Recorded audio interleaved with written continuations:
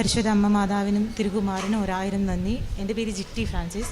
ഞാൻ വരുന്നത് Bangalore cent Mary's ഇടവക അംഗമാണ്. ഞാനിവിടെ സാക്ഷ്യം പറയാനായിട്ട് വന്നിരിക്കുന്നത് പ്രത്യേകമായിട്ട് എൻ്റെ തൊഴിൽ മേഖലയിൽ വലിയൊരു തടസ്സമായിട്ട് നിൽക്കുകയായിരുന്നു. ഞാൻ 2016 ബിടെക് ഗ്രാജുവേറ്റാണ്. ആ സമയത്തൊക്കെ ഞാൻ ജോലി അന്വേഷിച്ചു. എൻ്റെ കോളേജ് ഒരു പുതിയ കോളേജായ കാരണം കുറേ കമ്പനികളുടെ ലിസ്റ്റിലൊന്നും എൻ്റെ കോളേജ് അവൈലബിൾ അല്ലായിരുന്നു. എനിക്ക് അപ്ലൈ ചെയ്യാൻ കൂടി പറ്റിയിരുന്നില്ല. ഞാൻ കുറേ കമ്പനിയിൽ അന്വേഷിക്കുമ്പോൾ കുറേ കമ്പനികൾ പറയും എനിക്ക് എക്സ്പീരിയൻസ് ഇല്ല, അവർക്ക് എക്സ്പീരിയൻസ് കാൻഡിഡേറ്റിനെയാണ് ആവശ്യമുള്ളത്. അപ്പോൾ എനിക്ക് എൻ്റെ പഠിച്ചതായിട്ടുള്ളൊരു ജോലി കിട്ടിയിരുന്നില്ല. ഞാനപ്പോൾ എനിക്ക് കിട്ടിയ ജോലികൾക്കെല്ലാം ഞാൻ 2016 ഒക്ടോബർ മുതൽ സമയം വേസ്റ്റ് ചെയ്യേണ്ടെന്ന് വിചാരിച്ച് ഉള്ള ജോലികൾക്കെല്ലാം ഞാൻ പോയി തുടങ്ങി. BPO ഫീൽഡിലും പിന്നെ ടീച്ചറായി വർക്ക് ചെയ്തു. അങ്ങനെ കുറച്ച് അപ്പോൾ എനിക്ക് മാതാവിനോട്, കാരണം ഞാൻ 85% എൻ്റെ ഡിഗ്രി കംപ്ലീറ്റ് ചെയ്ത് ഗ്രാജുവേഷൻ കിട്ടിയത്. അതിന് എനിക്കൊരു ഉപകാരമില്ലാണ്ട് ഡാറ്റ എൻട്രി ജോബൊക്കെ ചെയ്യുമ്പോൾ മാതാവേ നിനക്ക് കണ്ണ് കാണില്ലേ എന്നുള്ളൊരു ചോദ്യമായിരുന്നു എപ്പോഴും ഉണ്ടായിരുന്നത്. അത് കഴിഞ്ഞ് എൻ്റെ അമ്മ ഇവിടെ 2018 ആ സമയത്ത് ഇവിടെ വന്ന് ഉടമ്പടി എടുത്തു. അപ്പോൾ അമ്മ ആലപ്പുഴയിൽ പോയിട്ട് ഉടമ്പടി എടുത്തു എന്ന് പറഞ്ഞപ്പോൾ ഞാൻ പറഞ്ഞു, അമ്മ അടുത്തുള്ള പള്ളിയിലൊക്കെ മാതാവ് തന്നെയല്ലേ ഇരിക്കുന്നത്, പിന്നെ എന്തിന് ഇത്രയും ദൂരത്തേക്ക് പോയിട്ട് നിങ്ങൾ ഉടമ്പടി എടുക്കണത്? നിങ്ങൾ വെറുതെ ടൂറ് പോകാൻ വേണ്ടിയിട്ട് വരണതാവില്ല, നിങ്ങളുടെ ഫ്രണ്ട്സിൻ്റെ കൂടെ ടൂറ് പോകാനായിട്ടാണ് നിങ്ങൾ ഇത്രയും ദൂരത്തേക്ക് വരണത്, ഒരു ഉപകാരം ഉണ്ടാവില്ല, നിങ്ങൾ വെറുതെ ഛർദ്ദിക്കാൻ വേണ്ടിയിട്ട്. അമ്മയ്ക്ക് അറിയാം വയ്യായി ഉള്ളവരാണ് ഞാൻ അങ്ങനെ പറഞ്ഞത്. പിന്നെ അമ്മ പറഞ്ഞു, ഇല്ല നിനക്ക് വിശ്വാസം വരണമെങ്കിൽ യൂട്യൂബിൽ അവരുടെ ധ്യാന കേന്ദ്രത്തിലെ സാക്ഷ്യങ്ങളൊക്കെ കൊടുക്കുന്നുണ്ട്, നീ ഒന്ന് കണ്ടു നോക്കുമെന്ന് പറഞ്ഞു. അപ്പോൾ അമ്മേനെ ഇങ്ങോട്ട് വരണത് നിർത്താൻ വേണ്ടിയിട്ടാണ് ഞാൻ യൂട്യൂബ് സെർച്ച് ചെയ്തത്. കാരണം ഞാൻ എൻ്റെ ബുദ്ധിക്ക് മേലെ, അതായത് ദൈവമുണ്ട്, പോസിറ്റീവ് എനർജി ദൈവമുണ്ട്, പക്ഷേ ഇങ്ങനെ അത്ഭുതങ്ങളിലൊന്നും എനിക്കങ്ങനെ വലിയ വിശ്വാസമൊന്നും ഉണ്ടായിരുന്നില്ല. അത്ഭുതങ്ങൾ പ്രവർത്തിക്കണു, അതിലൊക്കെ വെറും തട്ടിപ്പാണ്, ആൾക്കാരെ കൂട്ടാനുള്ള ഒരു മാർഗമായിട്ട് മാത്രമാണ് ഞാൻ വിശ്വസിച്ചിരുന്നത്. കാരണം എൻ്റെ യുക്തിക്ക് അത് ചേർന്നിരുന്നില്ല. ഞാനപ്പോൾ യൂട്യൂബിൽ സാക്ഷ്യങ്ങൾ കണ്ടു, കുറേ സാക്ഷ്യങ്ങൾ കണ്ടു. വെറുതെ അമ്മയുടെ അടുത്ത് എന്ത് പറഞ്ഞ് അമ്മേനെ നിർത്താമെന്ന് വേണ്ടിയിട്ടായിരുന്നു. ആ സമയത്ത് കുറേ ട്രോളുകളൊക്കെ ഉണ്ടായിരുന്നു, കൃപാസനത്തെക്കുറിച്ച് കുറേ അധികം ട്രോളുകൾ കണ്ടു. അപ്പോൾ പിന്നെ എന്തിനാ ഇത്, ആ ട്രോളുകൾ സത്യമാണോ എന്നറിയാൻ വേണ്ടി വീണ്ടും ഞാൻ സാക്ഷ്യങ്ങൾ കണ്ടു തുടങ്ങി. അപ്പോൾ അതിൽ ഞാൻ ഒരു സാക്ഷ്യത്തിൽ പറയണ കേട്ടു, ഒരു ചേച്ചിക്ക് ജോലി ശരിയായി, അവർ ലേറ്റ് ക്യാൻഡിൽ പ്രയർ റിക്വസ്റ്റാണ് ഇട്ടത്. കൃപാസനത്തിൽ വന്ന ആ സമയത്ത് അവർക്ക് ഉടമ്പടി എടുക്കാൻ പറ്റുന്നുണ്ടായിരുന്നില്ല, പക്ഷെ അവർ പ്രയർ റിക്വസ്റ്റ് ഇട്ടു എന്ന്. ഞാനിത് ഓക്കെ അങ്ങനെയാ വെച്ചാൽ എനിക്കും ഇടാൻ പറ്റുള്ളൂ പ്രയർ റിക്വസ്റ്റ്. ഞാൻ ഇരിക്കുന്ന സ്ഥലത്ത്, ഞാൻ ബാംഗ്ലൂരാണ് ആ സമയത്ത് വർക്ക് ചെയ്തിരുന്നത്, ഞാൻ അവിടെ വെച്ചിട്ട് പ്രയർ റിക്വസ്റ്റ് ഇട്ടു, എനിക്കിങ്ങനെ ജോലി വേണം. ജോലി എന്ത് ജോലിയാണെന്നൊന്നും ഞാൻ ആ സമയത്ത് മെൻഷൻ ആക്കിയിട്ടുണ്ടായിരുന്നില്ല. എനിക്കൊരു നല്ല ജോലി വേണം, മാതാവ് എനിക്കൊരു ജോലി തന്ന് അനുഗ്രഹിക്കണേന്ന്. അത് മാതാവിനെ ടെസ്റ്റ് ചെയ്യാൻ വേണ്ടി ഇട്ടിട്ടുള്ള ഒരു റിക്വസ്റ്റ് ആയിരുന്നു. പക്ഷെ മാതാവ് എനിക്ക് കുറച്ച് കാലതാമസം വന്നെങ്കിൽ കൂടെ എനിക്ക് 2020 മെയ്യിൽ എനിക്കൊരു ഇൻ്റർവ്യൂ വന്നു, ഒരു വലിയൊരു MNCയിൽ തന്നെ. ഞാൻ ആ സമയത്ത് അതിൻ്റെ ഇടയിലൊക്കെ കമ്പനികൾ മാറിയെങ്കിലും ഞാൻ സാക്ഷ്യങ്ങൾ കേൾക്കാറുണ്ട്. പതുക്കെ പതുക്കെ ഞാൻ കൃപാസനത്തിലേക്ക് അടുത്ത് തുടങ്ങി, ശരിക്കും മാതാവിനോട് ഓരോ കാര്യങ്ങളൊക്കെ ആവശ്യപ്പെടാൻ തുടങ്ങി. ഇവിടുത്തെ പ്രത്യക്ഷ പ്രാർത്ഥന ഞാൻ ഡൗൺലോഡ് ചെയ്ത് ഞാനും പ്രാർത്ഥിക്കാൻ തുടങ്ങിയിരുന്നു. ആ സമയത്ത് ഞാനിങ്ങനെ റിക്വസ്റ്റ് ഇട്ട് അങ്ങനെ ഒരു ഇൻ്റർവ്യൂ വന്നു. ഇന്ത്യയിൽ ടോപ്പ് 5 പെടുന്ന ഒരു കമ്പനിയാണ്. ഈ കമ്പനിയിൽ ഞാൻ ഇതിന് മുന്നേ അപേക്ഷിച്ചിട്ടുണ്ട്, പക്ഷേ എൻ്റെ കോളേജിൻ്റെ പേര് അതിലില്ലാത്ത കാരണം എനിക്കതിൽ അപ്ലൈ ചെയ്യാൻ പറ്റിയിരുന്നില്ല. പക്ഷേ ഈ പ്രാവശ്യം എനിക്ക് അവർ ഒരു മെയിലായിട്ട് അവരിങ്ങോട്ട് റിക്വസ്റ്റ് അയച്ചിട്ടാണ് ഞാൻ വന്നത്. ഞാൻ ആ ഇതിന് അവർക്ക് റിക്വസ്റ്റ് കൊടുത്തു, അവരെനിക്ക് റെസ്യൂം അയച്ചു കൊടുത്തു, അവരെന്നെ ഇൻ്റർവ്യൂവിന് വിളിച്ചു. ഇൻ്റർവ്യൂവിന് വിളിച്ചപ്പോൾ ഞാൻ കമ്പനിയിൽ എക്സ്പെക്റ്റ് ചെയ്ത ക്വസ്റ്റ്യൻസ് ഒന്നല്ല അവരെൻ്റെ അടുത്ത് ചോദിക്കുന്നത്.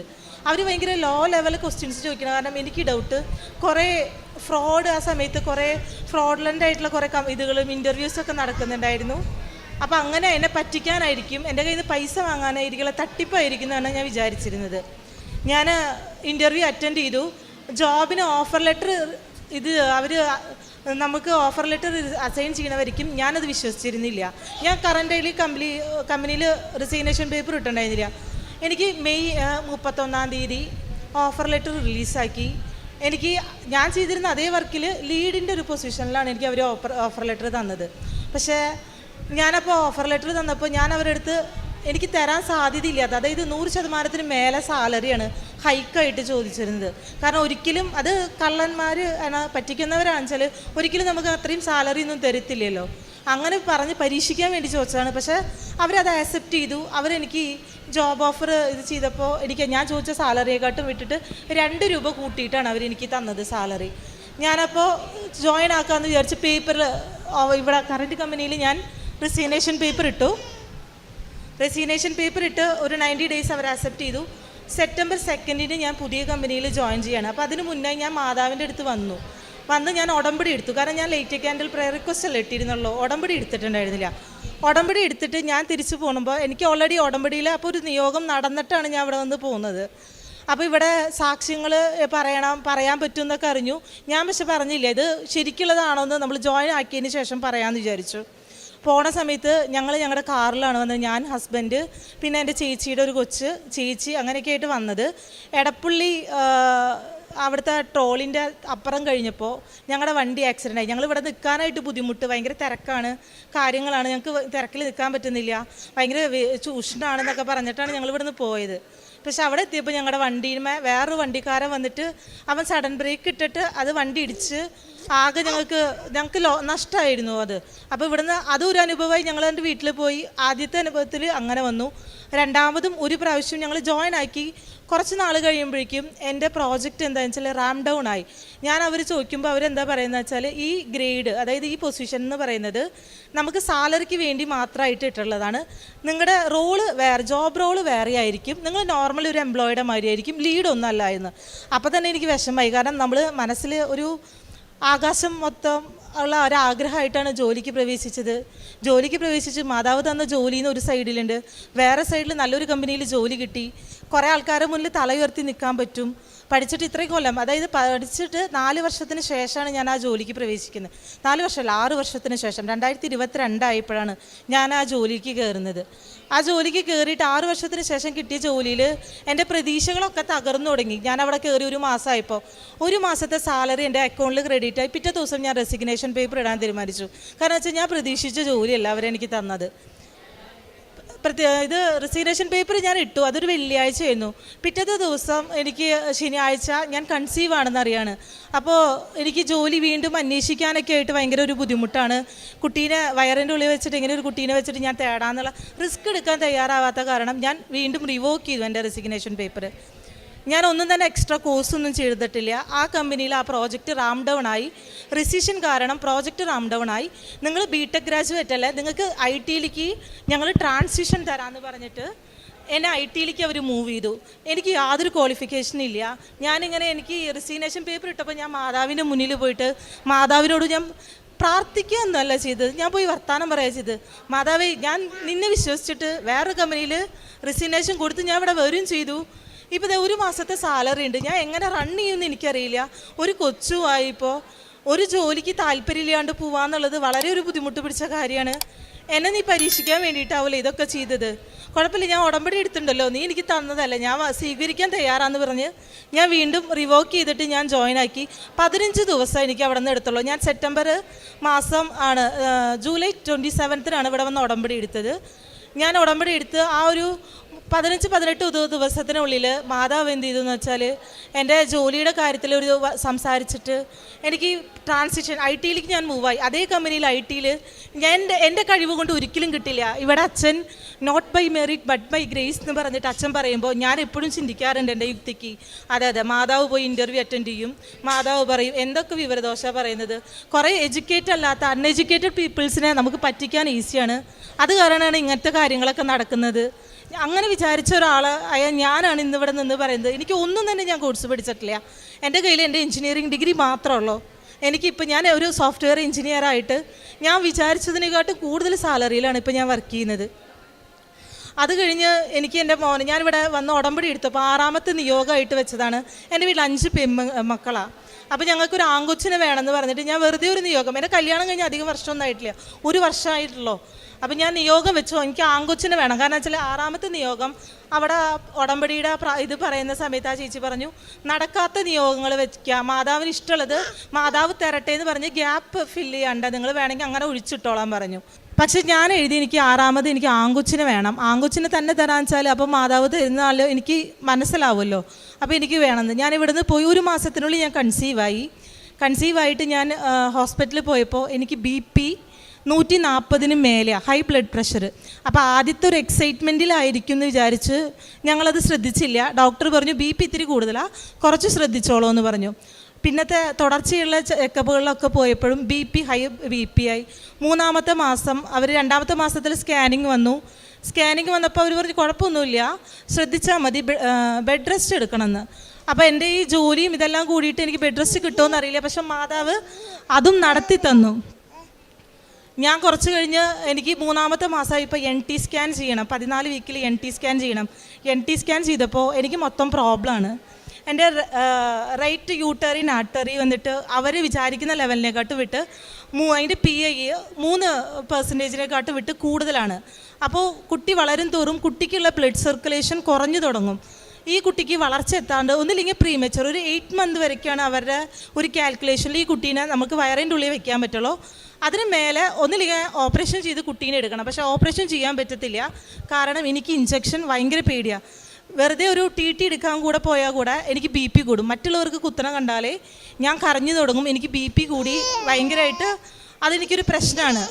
ആ സമയത്ത് ഞാനിത് ഓപ്പറേഷൻ ചെയ്യണത് പോസിബിൾ അല്ല, നോർമൽ ഡെലിവറിക്ക് ചാൻസും ഇല്ല. ഞാൻ എന്ത് ചെയ്തു എന്ന് വെച്ചാൽ മാതാവിൻ്റെ ഉടമ്പടി തൈലം എൻ്റെ വയറുമ്മ പുറത്തിയിട്ട് പ്രാർത്ഥിച്ചു. മാതാവ്, നീയാണ് എനിക്ക് തന്നത്, നീ തന്നെ കാക്കണം. തുടർച്ചയായിട്ട് എനിക്ക് എന്ത് വരും എന്നൊന്നും അറിയില്ല. അബോട്ട് ചെയ്യാനായിട്ടുള്ളൊരു ഓപ്ഷനാണ് എല്ലാവരും പറയുന്നത്, പക്ഷേ അതെന്നെ കൊണ്ട് പറ്റത്തില്ല. കാരണം ഒരു കുഞ്ഞിനെ നശിപ്പിക്കുന്നതിനെക്കാട്ട് വലുത് എൻ്റെ ജീവൻ എടുത്തോളൂ നീ. ഞാനും എൻ്റെ ഹസ്ബൻഡും കൂടിയിട്ട് പ്രാർത്ഥിക്കാൻ തുടങ്ങി. എൻ്റെ ഹസ്ബൻഡും ഞാനും വയറുമ്മ കൈവച്ച് പ്രാർത്ഥിച്ചു തുടങ്ങി. ഇവിടുത്തെ സാക്ഷ്യങ്ങൾ ഓരോ പ്രാവശ്യം ഞാൻ ഡൗൺ ആയി പോകുന്നതോറും ഞാൻ ഇവിടുത്തെ ഓരോ സാക്ഷ്യങ്ങൾ കേൾക്കും, അച്ഛൻ്റെ ടോക്ക് കേൾക്കും. ഞാനിങ്ങനെ വെറുതെ ഇരുന്ന് ജോലി ചെയ്യാൻ വെച്ചാൽ കൂടെ അച്ഛൻ്റെ ടോക്ക് വെച്ചിട്ട് ഞാൻ കേൾക്കാൻ തുടങ്ങി. എൻ്റെ സൈഡിലുള്ള പോസിറ്റിവിറ്റീനെ ഞാൻ അതുവഴി ഇൻക്രീസ് ചെയ്യുമായിരുന്നു. കാരണം എനിക്ക് ഭയങ്കരമായിട്ട് നമ്മൾ യുക്തിക്ക് അനുസരിച്ച് പ്രവർത്തിക്കുന്ന ഒരാളായാലും ദൈവം ഉണ്ടെന്നുള്ളൊരു ചിന്ത വന്നു തുടങ്ങിയപ്പോൾ പിന്നെ വേറൊരു ആശ്രയമില്ല ഇതിൽ. കാരണം വയറിൻ്റെ ഉള്ളിൽ കുഞ്ഞിനെ എനിക്ക് രക്ഷിക്കാൻ പറ്റത്തില്ല. എൻ്റെ 3-ാമത്തെ സ്കാനിങ്ങിൽ കൊച്ചിൻ്റെ സ്കാൻ ചെയ്യുമ്പോൾ ഒന്നും ഇവർക്ക് കൊച്ചിൻ്റെ ഇമേജ് ഒന്നും കറക്റ്റായിട്ട് കിട്ടുന്നില്ല. അപ്പോൾ അവർ പറയുന്നുണ്ട് കൊച്ച് ചിലപ്പോൾ ഉറങ്ങുന്ന കാരണമായിരിക്കും, നിങ്ങൾ വല്ല ഷുഗറിൻ്റെ എന്തെങ്കിലും ചോക്ലേറ്റോ അല്ലെങ്കിൽ ജ്യൂസ് എന്തെങ്കിലും കഴിച്ച് 2 അടി നടന്നിട്ട് വരൂ, കൊച്ചിൻ്റെ ഇമേജ് പ്രോപ്പറായിട്ട് കിട്ടുന്നില്ല എന്ന്. ഞാൻ എൻ്റെ 7 മാസത്തെ സ്കാനും അവസാനത്തെ 9-ാം മാസത്തെ സ്കാൻ വരയ്ക്കും എനിക്ക് കൊച്ചിൻ്റെ ഇമേജ് പ്രോപ്പർ അല്ലായിരുന്നു. ഞാനപ്പോൾ മാതാവിൻ്റെ അടുത്ത് പോയി, ഞങ്ങളുടെ പള്ളിയിൽ ഒരു ഉണ്ണീശോയുടെ ഫോട്ടോ ഉണ്ട്, ആ ഉണ്ണീശോയുടെ ഫോട്ടോ നോക്കിയിട്ട് പറയും, മാതാവേ എനിക്കും ആഗ്രഹമുണ്ട്, എല്ലാ അമ്മമാരുടെ മാതിരിയും ഞാനും ആഗ്രഹിച്ചിട്ടാണ് നിൽക്കണം എൻ്റെ മോൻ്റെ പടം സ്കാനിലെങ്കിലും ഒന്ന് കാണാൻ വേണ്ടിയിട്ട്. പക്ഷെ അതിനെനിക്ക് പറ്റുന്നില്ല. ഈ ഉണ്ണീശോയുടെ പടമാണ് ഞാൻ കാണുന്നത്. എനിക്ക് ഈ ഉണ്ണീൻ്റെ മാതിരി ഒരു ഉണ്ണീനെ തന്നിട്ട്, ഒരു കുഴപ്പമില്ലാത്തൊരു ഉണ്ണീനെ തന്നിട്ട് നീ അനുഗ്രഹിക്കണേ എന്ന് പറഞ്ഞ് ഞാൻ അവിടെ നിന്ന് പ്രാർത്ഥിക്കും. ഓരോ ദിവസം കുർബാനയ്ക്ക് പോകുമ്പോഴും എൻ്റെ കണ്ണിൽ നിന്ന് കണ്ണുനീരെ വരാം. കാരണം വെച്ചാൽ കുർബാന സ്വീകരിച്ചാൽ എനിക്ക് അവിടെ നോർമലായിട്ട് നിൽക്കാൻ പറ്റുന്നില്ല. കാരണം എന്ന് വെച്ചാൽ വയറിൻ്റെ ഉള്ളിൽ കുട്ടിക്ക് എന്തെങ്കിലും അംഗവൈകല്യം ഉണ്ടോ എന്ന് ഹോസ്പിറ്റലുകാർക്ക് ഡൗട്ടാണ്. അവർക്കാരും ഇതുവരെയും കൺഫേം ചെയ്തിട്ടില്ല. 7-ാം മാസത്തിലെ സ്കാനിൽ വെള്ളം കുറവാന്ന് പറഞ്ഞു. എനിക്ക് ഇവിടെ കേരളത്തിലത്തെ ചൂട് താങ്ങാൻ പറ്റുന്നില്ല, ഭയങ്കരമായിട്ട് സ്വെറ്റായി. എനിക്ക് അമ്നിയോട്ടിക് ഫ്ലൂയിഡ് വളരെയധികം കുറഞ്ഞു തുടങ്ങി. 32-ാമത്തെ ആഴ്ച വരയ്ക്കും ഇവർ പറഞ്ഞ ഡേറ്റ് 24-ാമത്തെ ആഴ്ചയാണ് എൻ്റെ അടുത്ത് പറഞ്ഞത്. അതിനുള്ളിൽ കൊച്ചൊന്നിനെ നമ്മൾ പുറത്തെടുക്കണം, അല്ലെങ്കിൽ പ്രീമച്ചർ ഓട്ടോമാറ്റിക്കലായിട്ട് നോർമൽ ഡെലിവറിയിലൂടെ കൊച്ചു ജനിക്കും. പക്ഷേ പ്രീമച്ചർ ബേബിയാണ്, NIC ഉള്ള ഹോസ്പിറ്റലിൽ ഞാൻ കൺസൾട്ട് ചെയ്യണമെന്ന്. ഞാൻ എൻ്റെ ഡെലിവറി ജേർണിയിൽ ഞാൻ 10 ഹോസ്പിറ്റലിൽ വരയ്ക്കും കൺസൾട്ട് ചെയ്തു എൻ്റെ കൊച്ച് നോർമലാണോ എന്ന് അറിയാനായിട്ട്. പക്ഷേ അവിടെയൊക്കെ എനിക്ക് ഒരേ ഉത്തരം തരുന്നത് എന്തെങ്കിലും അബ്നോർമാലിറ്റി ഉണ്ടാവും, എന്തോ കുട്ടിയുടെ ഇമേജ് പ്രോപ്പർ അല്ല, കൊച്ചിന് കാല് കാണാനില്ല, സ്കാനിൽ നോക്കുമ്പോൾ കൈ കാണാനില്ല എന്നാണ്. ഞാൻ ഇതൊക്കെ സഹിച്ചിട്ട് മാതാവിൻ്റെ അടുത്ത് പ്രാർത്ഥിച്ച് ഉണ്ണീശോനെ കണ്ട് മുന്നോട്ട് നീങ്ങി. എൻ്റെ 9-ാം മാസം എത്തി. 9-ാം മാസം ജസ്റ്റ് കിടന്നിട്ടുള്ളൂ. പക്ഷേ 32-ാമത്തെ ആഴ്ചയിൽ എനിക്ക് പെപ്പ് എന്ന് പറഞ്ഞിട്ട് അത് 100 പേരിൽ ഒരാൾക്കാണ് വരുത്തുള്ളൂ. എൻ്റെ വയറിൻ്റെ അടിഭാഗത്തുനിന്ന് കാല് വരയ്ക്കും. ഉണരുകളാണോ ചൂട് കുരുക്കിനെക്കാട്ടും വലിയതായിട്ട് ഇങ്ങനെ ഉണരുകൾ, നമുക്ക് അതിൻ്റെ ഇറിറ്റേഷൻ നമുക്ക് സഹിക്കാൻ പറ്റുന്നില്ല. തൊട്ട് മുന്നത്തെ ആഴ്ച സ്കാനിങ്ങിന് പോയപ്പോൾ എൻ്റെ വയറിനുമേ ഒരു ഡോട്ട് കൂടിയില്ല, ഒരു മാർക്ക് കൂടിയില്ലാത്ത വയറിൽ മൊത്തം മാർക്കുകളായി. മാന്തി ഞാൻ തന്നെ പൊട്ടിച്ച് ഞാൻ കരഞ്ഞു വന്നിട്ട് മാതാവിൻ്റെ അടുത്ത്, മാതാവേ ഇത് എനിക്ക് സഹിക്കാൻ പറ്റണില്ല. കാരണം അസഹനീയമായ ചൊരിച്ചിൽ നമുക്ക് പറയാൻ പറ്റത്തില്ല. അപ്പോൾ അവർ പറയുന്നത് എന്താണെന്ന് വെച്ചാൽ ഇത് 100 പേരിൽ ഒരാൾക്ക് വരത്തുള്ളൂ, അത് കുട്ടിയുടെ ജീനും എൻ്റെ ജീനും തമ്മിൽ മിസ്മാച്ച് ആയ കാരണം വരുന്നതാണെന്ന്.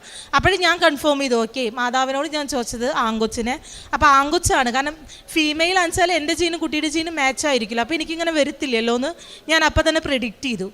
അത് കഴിഞ്ഞ് ഞാൻ ഇവിടുത്തെ തൈലം എടുത്തിട്ട് എൻ്റെ വയറുമ്മ തേച്ചു. എൻ്റെ അമ്മ കക്കിണ വേപ്പിൻ്റെ ഇലയും മഞ്ഞളും ഇതൊക്കെ തേച്ച് നോക്കി, പക്ഷെ ഒന്നിലും കുറവില്ല. തൈലം തേച്ചപ്പോൾ 2 ആഴ്ച കൊണ്ട് എനിക്കത് കുറഞ്ഞു തുടങ്ങി. സാവധാനത്തിൽ അതെൻ്റെ കാലുമെന്ന്, പക്ഷെ മേത്തേക്ക് മുഖത്തേക്കൊന്നും വന്നില്ല, കാലുമയ്ക്ക് വരയ്ക്ക് വന്നു. അതങ്ങനെ കുറഞ്ഞു കഴിഞ്ഞ് 36ാമത്തെ ആഴ്ച എത്തുമ്പോഴേക്കും എനിക്ക് വേദന എന്നറിയില്ല, കൊച്ചിൻ്റെ മൂവ്മെൻറ്റ്സ് ഒന്നും എനിക്ക് അറിയുന്നില്ല. കാരണം എല്ലാവരും പറയുന്നുണ്ട് ഡ്രസ്സിൻ്റെ മേലേക്ക് കൊച്ച് പൊന്തിയിട്ടാണ് വരും, അങ്ങനെ കാണാൻ പറ്റും. പക്ഷെ എനിക്ക് ഇങ്ങനെ കുട്ടിയുടെ അനക്കമൊന്നും അറിയാത്ത കാരണം അതൊരു ടെൻഷനുണ്ട്. പക്ഷെ ഇവരൊക്കെ വലിയ ആൾക്കാരൊക്കെ നമ്മൾ ചോദിക്കുമ്പോൾ ഞാൻ പറയും കൊച്ചൊക്കെ നന്നായി അനങ്ങുന്നുണ്ട്, ഒരു കുഴപ്പമില്ലയെന്ന്. എനിക്ക് ബാക്ക് പെയിൻ ഉള്ള ആളാണ്. അപ്പോൾ ബാക്ക് പെയിനിൽ ഈ കൊച്ചിനെ വയറിൻ്റെ ഉള്ളിൽ വെച്ചിട്ട് അത് വേറൊരു സൈഡിലൊരു ടെൻഷനായിരുന്നു എല്ലാവർക്കും. ഈ ബാക്ക് പെയിൻ വെച്ചിട്ട് ഇവിടെ എങ്ങനെ കൊച്ചിന് നോക്കുന്നു. പക്ഷേ എനിക്ക് ത്രൂ ഔട്ട് പ്രഗ്നൻസിയിൽ ഒറ്റ ബാക്ക് പെയിൻ ഉണ്ടായിരുന്നില്ല, വെയിറ്റ് തന്നെ തോന്നിയിരുന്നില്ല. കൊച്ചിൻ്റെ വയറിൻ്റെ ഉള്ളിൽ കിടക്കുന്നുണ്ടെന്നുള്ള ഒരു ചിന്ത കൂടി ഇല്ലാണ്ടാണ് ഞാൻ നടന്നിരുന്നത്. ഞാൻ ഇവനെ പ്രസവിക്കാൻ പോകുന്ന വരയ്ക്കും ഞാൻ വർക്കിലായിരുന്നു ഉണ്ടായിരുന്നത്. ഞാൻ ജോലി ചെയ്തുകൊണ്ടിട്ട് എൻ്റെ കമ്പനിയിൽ ഞാൻ ജോലിക്ക് അപേക്ഷിച്ചിട്ടുണ്ടായിരുന്നില്ല. ഞാൻ 15-ാം തീയതി മുതലാണ് മെറ്റേണിറ്റി ലീവിന് അപ്ലൈ ചെയ്തിട്ടുണ്ടായിരുന്നത്. എൻ്റെ മോനെ ഞാൻ പ്രസവിക്കാൻ പോകുന്നത് മെയ് 10-ാം തീയതിയാണ് ഹോസ്പിറ്റലിൽ അഡ്മിറ്റ് ആയപ്പോൾ എനിക്ക് വെറുതെ ഒരു കുളത്തി പിടിച്ച് വേദന എന്ന് പറഞ്ഞ് അഡ്മിറ്റ് ആയതാണ്. പക്ഷേ ദൈവം എന്നെ അഡ്മിറ്റ് ആക്കിയെന്ന് പറയാം. കാരണം ആ സമയത്ത് എൻ്റെ വയറിൻ്റെ ഉള്ളിൽ 6.5% മാത്രമാണ് വെള്ളം ഉണ്ടായിരുന്നുള്ളൂ, അമ്നിയോട്ടിക് ഫ്ലൂയിഡ് ഉണ്ടായിരുന്നുള്ളൂ. കുറച്ച് നേരം കൂടി കഴിഞ്ഞാൽ കൊച്ചു മരിച്ചു പോയേനെ തന്നെ, വെള്ളമില്ലാതെ കൊച്ചിന് ശ്വാസം കിട്ടി മരിച്ചു പോയേനെ എന്നാണ് പറയണത്. പക്ഷെ അവരെനിക്ക് ഒരു മാതിരി ഒരു ഇത് തന്നു അമ്നിയോട്ടിക് ഫ്ലൂയിഡ് കൂട്ടാനായിട്ട്. ഞാനത് പിടിച്ചു നിന്നു. അവരെൻ്റെ പരമാവധി, എനിക്ക് BP-യുടെ പ്രശ്നമുണ്ട്, എൻ്റെ ഹൈ റിസ്ക് പ്രഗ്നൻസി എന്നാണ് എൻ്റെ റിപ്പോർട്ടിൻ്റെ മേലെ അവർ എഴുതിയിട്ടുള്ളത്. അത് കാരണം എൻ്റെ ഡ്യൂട്ടി ഡോക്ടർ ഇല്ലാത്ത കാരണം പരമാവധി അവരെന്നെ നീക്കി അഡ്ജസ്റ്റ് ചെയ്ത് നെക്സ്റ്റ് ഡേ മോർണിംഗ് വരയ്ക്ക് എങ്ങനെയും നീക്കാൻ വേണ്ടിയിട്ട് അവർ നിന്നു. പക്ഷേ എനിക്ക് നെക്സ്റ്റ് ഡേ ഇത് നോക്കി ആ സാഷ കഴിച്ചപ്പോൾ കുറച്ചും കൂടി വാട്ടർ ലെവൽ ഇൻക്രീസ് ചെയ്തു. കാരണം എനിക്കപ്പോൾ 35-ാമത്തെ ആഴ്ചയിൽ അഡ്മിറ്റ് ആവണത്. 36ാമത്തെ ആഴ്ച ആവണമെങ്കിൽ ഇനിയും 2 ദിവസം കൂടി ഉണ്ട്. ഒരു വെനസ്ഡേ ആയാലും 36ാമത്തെ ആഴ്ച ആവത്തുള്ളൂ. പക്ഷേ ഞാനിങ്ങനെ നിന്നു. അവർ ഹോസ്പിറ്റലിൽ പോയി മൂവ്മെൻറ്റ് നോക്കും കൊച്ചിൻ്റെ. പിന്നെ വെള്ളിയാഴ്ച രാത്രി ആകുമ്പോഴേക്കും എനിക്ക് തീരെ പറ്റുന്നില്ല. അവരെനിക്ക് മരുന്ന് വെച്ച് കുഞ്ഞിനെ നോർമൽ ഡെലിവറി കൂടെ തന്നെ കുഞ്ഞിനെ പുറത്തെടുത്തു. അത്രയും നാൾ എനിക്ക് BP ഉണ്ടായിരുന്ന ആൾ എന്നെ അവിടെ ലേബർ റൂമിൽ കയറ്റിയപ്പോൾ എൻ്റെ BP നോർമലായി 110 എന്നുള്ള റേഞ്ചിലേക്കായി. എൻ്റെ കയ്യിൽ ആകെ കൂടി ഉണ്ടായിരുന്നു. ഇവർ എൻ്റെ അടുത്ത് എല്ലാം റിമൂവ് ചെയ്യാൻ പറഞ്ഞു, എൻ്റെ ഓർണമെൻറ്റ്സൊക്കെ. പക്ഷെ ഞാൻ പറഞ്ഞു ഈ ഒരു കൊന്ത എൻ്റെ കൈമ ചുറ്റിക്കോട്ടെ, ഇതെനിക്ക് ബലമാണ്, എനിക്ക് പേടിയുള്ള കാരണമാണ്. ഇഞ്ചക്ഷൻ കുത്തുമ്പോൾ എൻ്റെ വെയിനിൻ്റെ ഉള്ളിൽ കൂടെ ബ്ലഡ് ചീറ്റായിരുന്നു. കാരണം എനിക്ക് BP കൂടിയിട്ട് അവർക്ക് ക്യാനുകൾ ഇടാൻ പറ്റുന്നുണ്ടായിരുന്നില്ല. അപ്പോൾ ഞാൻ പറഞ്ഞു ഇത് ഞാൻ കയ്യിൽ പിടിച്ചുകൊണ്ട് എനിക്ക് പേടി കുറയാൻ വേണ്ടിയിട്ടാണ്, വേറെ ഒന്നും എൻ്റെ കയ്യിലില്ല എന്ന് പറഞ്ഞ് മാതാവിൻ്റെ ഇവിടുത്തെ ഉടമ്പടി കാശ് രൂപം പിടിച്ചിട്ടാണ് ഞാൻ ഡെലിവറി ലാബിൽ കിടക്കുന്നത്. എൻ്റെ 2 കയ്യിലും അന്ന് വരെയ്ക്ക് ഉണ്ടാകാത്ത ഛർദി ലേബർ റൂമിൽ കയറിയപ്പോൾ എനിക്ക് ഛർദിയായിരുന്നു. എനിക്കൊന്നും തന്നെ കഴിക്കാൻ പറ്റുന്നില്ല. ഞാൻ ഈ മാതാവിൻ്റെ ഇത് കഴിഞ്ഞിട്ട് ഇതും കടന്നു പോകില്ല മാതാവേ, നാളെ ഒരു പുതിയ പ്രഭാതവും ഒരു പുതിയ ഇതും എനിക്ക് തരില്ലേ നീ, ഞാൻ ഇവിടെ കടന്നിട്ട് മരിക്കാൻ വെച്ചാൽ മാതാവ് നോക്കേണ്ടി വരും കുഞ്ഞിനെ. അങ്ങനെ റിസ്ക് എടുക്കാൻ മാതാവിന് തയ്യാറാണെച്ചാൽ മാത്രം എനിക്ക് എൻ്റെ ജീവനെടുത്തോ. കാരണം ഞാൻ അതിന് ലേബർ റൂമിലെ ആ ടേബിളിൻ്റെ മേലെ നിന്ന് ഞാൻ താഴെ വീഴാൻ പോയി. എനിക്ക് വേദന സഹിക്കാൻ പറ്റുന്നില്ല. ഞാൻ മാത്രമാണ് ഏറ്റവും ആദ്യം വന്ന ആൾ ഞാനാ ലേബർ റൂമിൽ, പക്ഷേ ഏറ്റവും അവസാനം പോയ ആളും ഞാനാ.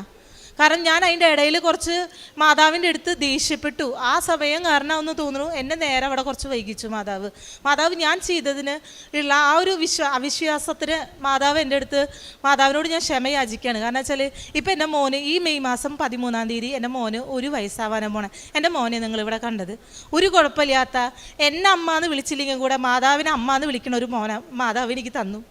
കാരണം അതെൻ്റെ ജീവിതത്തിൽ വലിയ അനുഗ്രഹം. ഒരു കുഴപ്പമില്ല. ഞാൻ വന്നിട്ട് അവനെ പ്രസവിച്ച് എൻ്റെ മേത്ത് കിടത്തുമ്പോൾ ഞാൻ ആദ്യം നോക്കിയത് കുട്ടിക്ക് എന്തെങ്കിലും കയ്യിനോ കാലിനോ അംഗവൈകല്യങ്ങളുണ്ടോ, കുട്ടി കരയുന്നുണ്ടോ എന്നാ നോക്കിയപ്പോൾ എൻ്റെ കണ്ണിൽ തോന്നിയതാണോ അതങ്ങനെ ആയിരുന്നോ എന്ന് എനിക്കറിയില്ല. ഞാൻ അവിടെ കണ്ടിരുന്ന എൻ്റെ ഉണ്ണീശോയുടെ ഫോട്ടോ രൂപത്തിൻ്റെ അതേ ഛായയിൽ മുടിയുടെ ഇവിടെ ഇങ്ങനെ ചുരിച്ചു വെച്ചുള്ള ഒരു കുഞ്ഞുണ്ണീനെയാണ് എനിക്ക് കാണിച്ചു തന്നത്. എൻ്റെ മോൻ വളരെ വെയിറ്റ് കുറവായിരുന്നു. പക്ഷേ എനിക്ക് എടുത്ത് നടക്കാനുള്ളൊരു ഉണ്ണീനെയാണ് ഞാൻ ചോദിച്ചത്. അപ്പോൾ ഇപ്പോൾ എനിക്ക് ബാക്ക് പെയിൻ ഉള്ള കാരണമായിരിക്കാം ഉണ്ണീനെ വെയിറ്റ് കുറവിൽ തന്നതെന്നാണ് ഞാൻ വിശ്വസിക്കുന്നത്. ഇത് കഴിഞ്ഞ് ഉണ്ണീൻ്റെ ഭക്ഷണം കഴിക്കാൻ കുറച്ച് പിന്നോട്ട്. അപ്പോൾ ഞാൻ ഇവിടുത്തെ കൊണ്ടുപോയാൽ വെഞ്ചിരിച്ച് ഉപ്പിട്ടിട്ട് ഭക്ഷണം കൊടുക്കാൻ തുടങ്ങി. അന്ന് മുതൽ അവൻ വായ തുറന്നു തുടങ്ങി. ഞാനിവിടെ ഇരുന്നിട്ട് ഇവിടുത്തെ അച്ഛൻ്റെ സ്പീച്ച് വയ്ക്കും. കാരണം ഞങ്ങൾക്ക് ഇവിടെ വന്നിട്ടൊന്നും പ്രാർത്ഥിക്കാനുള്ളൊരു അവസ്ഥയല്ല. ഞങ്ങൾ ബാംഗ്ലൂരാണ് നിൽക്കുന്നത്. അപ്പോൾ ഞങ്ങൾ വയ്ക്കുമ്പോൾ ഇവൻ കൈയടിച്ചിട്ട് വായ തുറക്കുമ്പോഴാണ് ഞാൻ അവന് ഭക്ഷണം കൊടുത്തുകൊണ്ടിരിക്കുന്നത്. അത് കഴിഞ്ഞ് ഞാൻ ഇവിടെ വന്നു. എനിക്ക് ചിക്കൻ ബോക്സ് വന്നു. ഈ മാർച്ച് നൊയമ്പിൻ്റെ ഓശാന ബുധനാഴ്ച എനിക്ക് ചിക്കൻ ബോക്സ് വന്നു. എനിക്ക് തന്നെ തോന്നി അത് ചിക്കൻ ബോക്സാണ്. ഞാൻ കുർബാന കഴിഞ്ഞ് വന്നപ്പോഴേക്കും എൻ്റെ മുഖത്തൊക്കെ ബ്ലിസ്റ്റേഴ്സ്, അതിൻ്റെ പോളങ്ങൾ വന്നു തുടങ്ങി. ആകെ കുറച്ച് വന്നു തുടങ്ങിയപ്പോഴും കുഞ്ഞും ഭർത്താവും മാത്രമേ ഉള്ളൂ ഞങ്ങളുടെ കൂടെ പാരൻസ് ആരുമില്ല. ഭർത്താവ് കുഞ്ഞിനെ നോക്കണം, ഞങ്ങൾ രണ്ടുപേരും വർക്ക് ചെയ്യുന്നുണ്ട്. ഇതിൻ്റെ ഇടയിൽ എനിക്ക് എന്താ ചെയ്യേണ്ടതെന്ന് അറിയില്ല. ഞാൻ പതുക്കെ അപ്പുറത്തെ റൂമിലേക്ക് മാറി. എൻ്റെ കയ്യിൽ ആകെ കൂടി ഉണ്ടായിരുന്നത് ഇവിടുന്ന് വെഞ്ചിരിച്ച തൈലും ഉപ്പും, പിന്നെ ഞാൻ ഇവിടുന്ന് കഴിഞ്ഞ പ്രാവശ്യം ഉടമ്പടി എടുത്ത് പോയപ്പോൾ ഉണ്ടായിരുന്ന കുഞ്ഞൊരു മാതാവിൻ്റെ സ്റ്റാച്ചും ആ പ്രത്യക്ഷീകരണത്തിൻ്റെ ബുക്കും ഞാൻ അപ്പുറത്തെ റൂമിലേക്ക് മാറി കിടന്നു.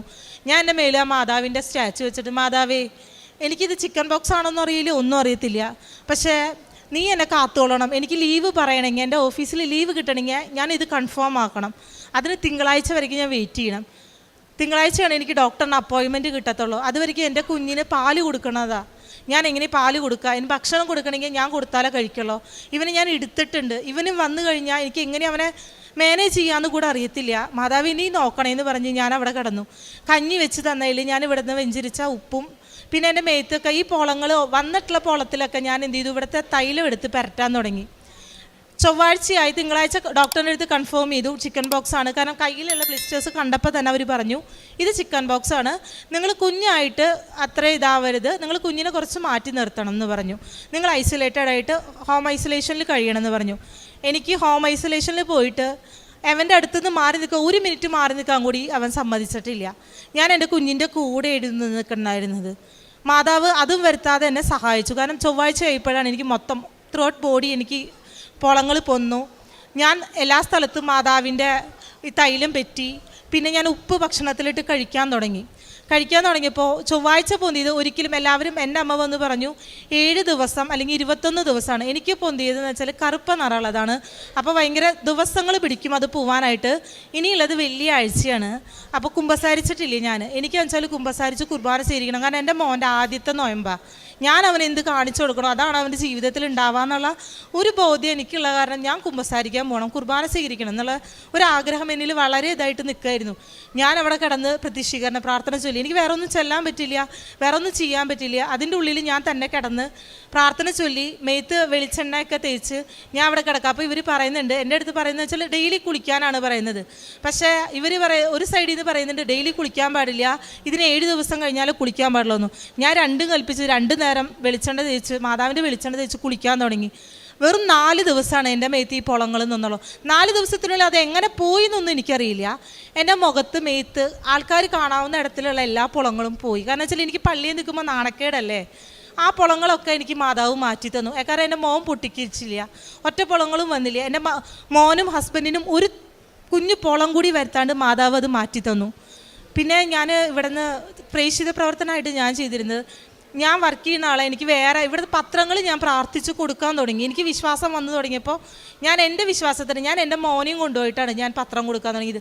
എനിക്കിത് മാതാവ് തന്ന മോനാന്ന് പറഞ്ഞിട്ട് ഞാൻ പത്രം കൊടുത്തു തുടങ്ങി.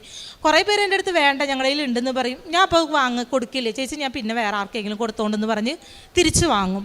പിന്നെ ഞാനിവിടുന്ന് ഈ യൂട്യൂബിലത്തെ സാക്ഷ്യങ്ങളും ഇവിടുത്തെ പ്രാർത്ഥനകളും ഞാൻ ഷെയർ ചെയ്യാൻ തുടങ്ങി, യൂട്യൂബ് വഴി ഷെയർ ചെയ്യാൻ തുടങ്ങി. ഇതും കഴിഞ്ഞിട്ട് എനിക്ക് തോന്നിയപ്പോൾ എൻ്റെ അടുത്ത് ജോലിയില്ല എന്ന് പറയുന്ന ആൾക്കാർക്ക് ഞങ്ങൾ ലിങ്ക്ഡിൻ എന്ന് പറഞ്ഞിട്ടൊരു വെബ്സൈറ്റ് ഉണ്ട്. ഇപ്പോൾ വർക്ക് ചെയ്യുന്ന കുറച്ച് പേർക്ക് അറിയാം. ഞാനതിൽ ആക്റ്റീവായിട്ടുള്ള ഒരാളാണ്. അപ്പോൾ ഞാൻ എന്ത് ചെയ്തു, അതുവഴി ഇവിടുത്തെ കൃപാസനത്തെ കുറിച്ചിട്ട് നിങ്ങൾക്ക് മദർ മേരിയിൽ ട്രസ്റ്റ് ഉണ്ടോ, ഇങ്ങനെ കൃപാസനം എന്ന് പറഞ്ഞൊരു ചർച്ച് ഉണ്ട് ആലപ്പുഴ, എനിക്ക് ഇങ്ങനെ ഒരു ജോബ് കിട്ടിയത് അതുവഴിയാണ്, നിങ്ങളൊന്ന് ലൈറ്റ് ക്യാൻഡിൽ പ്രയർ റിക്വസ്റ്റ് ഇട്ട് പ്രയർ ഒന്ന് കണ്ടു നോക്കൂ, സാക്ഷ്യങ്ങളൊന്ന് കണ്ടു നോക്കൂ എന്ന് പറഞ്ഞ് ഞാൻ അവർക്ക് ഇൻഫർമേഷൻ ഇങ്ങനെ കൊടുക്കാൻ തുടങ്ങി. അപ്പോൾ എൻ്റെ ജീവിതത്തിൽ ഞങ്ങൾ പുതിയ തീരുമാനങ്ങൾ, ഞാൻ ഓരോ പ്രാവശ്യം ഓരോന്ന് ചെയ്യുമ്പോഴും മാതാവ് എൻ്റെ ജീവിതത്തിൽ പുതിയ പുതിയ കാര്യങ്ങൾ, അത്ഭുതങ്ങൾ പ്രവർത്തിക്കാൻ തുടങ്ങി. ഞാൻ മടിച്ചു നിന്ന ബാംഗ്ലൂർ നിങ്ങൾക്കറിയാലോ, എല്ലാവരും നമ്മളതിനെ ഒരുമാതിരി നോക്കാൻ തുടങ്ങും. നമ്മൾ ഈ പത്രമൊക്കെ കൊടുക്കുമ്പോൾ അവർക്ക് നമ്മളോട് ചെറിയ പുച്ഛമൊക്കെ തോന്നും. ഞാൻ അതും വെച്ചിട്ട് മാതാവിൻ്റെ ചേച്ചിക്ക് ഞാൻ ഒരു പത്രം തന്നോട്ടെ കൃപാസനത്തിലെ, എനിക്ക് വേറെ എവിടെയും കൊടുക്കാനൊന്നും പറ്റത്തില്ലെങ്കിലും ഞാൻ ഞങ്ങളുടെ പള്ളിയിൽ പോയിട്ട് കൃപാസനത്തിലെ പത്രം കൊടുക്കാൻ തുടങ്ങി. പിന്നെ ഇവിടെയുള്ള എനിക്ക് പ്രേക്ഷിത പ്രവർത്തനമായിട്ട് പിന്നെ കാരുണ്യ പ്രവർത്തനങ്ങളായിട്ട് എനിക്ക് ചെയ്യാൻ പറ്റുന്നത്, എൻ്റെ കയ്യിലുള്ള സാലറിയിൽ നിന്ന് കുറച്ച് എമൗണ്ട് എൻ്റെ അടുത്ത് പൈസ ചോദിച്ചിട്ട് ആരുമില്ല, അവർക്ക് എന്തെങ്കിലും സഹായം ചെയ്യണമെന്ന് പറഞ്ഞ് എൻ്റെ അമ്മ പറയുമ്പോൾ ഞാൻ അവർക്ക് എൻ്റെ അടുത്ത് പറയും, അമ്മ പറയും നീ വേണമെങ്കിൽ അവരുടെ അടുത്ത് ഡയറക്റ്റായിട്ട് വർത്താനം പറഞ്ഞിട്ട് കൊടുത്താൽ മതി, കാരണം പൈസയല്ലേ കൊടുക്കണം, നിനക്ക് വിശ്വാസം വരണമെങ്കിൽ. പക്ഷേ എന്ന് ഞാൻ എൻ്റെ അവിശ്വാസം മാറ്റി, അന്ന് മുതൽ ഞാൻ പറഞ്ഞു അമ്മ എനിക്ക് ആരും കാണണ്ട, അമ്മ തന്നെ കൊടുത്താൽ മതി, അമ്മയ്ക്ക് എനിക്ക് വേണ്ടി പ്രാർത്ഥിക്കാൻ പറഞ്ഞാൽ മതി, എനിക്ക് വേണ്ടി വേണ്ടിയിട്ട് മാതാവിൽ വിശ്വാസം, അടിയുറച്ച വിശ്വാസത്തിന് എൻ്റെ മോൻ വളരാൻ വേണ്ടിയിട്ട് എനിക്ക് വേണ്ടി പ്രാർത്ഥിക്കാൻ പറഞ്ഞാൽ മതി എന്ന് പറഞ്ഞിട്ട് ഞാൻ എൻ്റെ കയ്യിൽ എൻ്റെ കല്യാണത്തിന് കുറേ, നമ്മുടെ ഇവിടെ കല്യാണങ്ങൾക്ക് നിറയെ പൈസ കൂടിയ സാരികളൊക്കെ ആവില്ല എടുക്കുക. ഞാനതിൽ വില കൂടിയ സാരി ഒരു പ്രാവശ്യമൊക്കെ എടുത്തിട്ടുള്ളൂ. ആ സാരികൾ കല്യാണത്തിന് ഡ്രസ്സില്ല എന്ന് പറഞ്ഞു വരുന്ന ഓരോ ചേച്ചിമാർക്കും ഓരോ പെൺകുട്ടികൾക്കൊക്കെ ഞാനത് എൻ്റെ ഡ്രസ്സുകൾ ഞാൻ അവർക്ക് ദാനം ചെയ്തു. അപ്പോഴൊക്കെ ഞാൻ അവരോട് എൻ്റെ ഡ്രസ്സുകളാണ്, നിങ്ങൾ എനിക്ക് പ്രാർത്ഥിച്ചാൽ മതി, ഞാൻ ഒരൊറ്റ പ്രാവശ്യം ഇട്ടിട്ടുള്ളൂ, നിങ്ങൾക്ക് ബുദ്ധിമുട്ടാണെന്ന് എടുക്കരുത്, എനിക്ക് ഈ ഡ്രസ്സുകളാണ് ഇപ്പം എൻ്റെ കയ്യിൽ പൈസ അത്രയ്ക്കും കൊടുക്കാനില്ലാത്ത കാരണമാണ് ഞാൻ നിങ്ങൾക്ക് തരുന്നത്, നിങ്ങൾക്ക് ഇഷ്ടമുണ്ടെങ്കിൽ മാത്രം എടുക്കാമെന്ന് പറഞ്ഞ് ഞാൻ ഡ്രസ്സുകൾ കൊടുക്കാൻ തുടങ്ങി.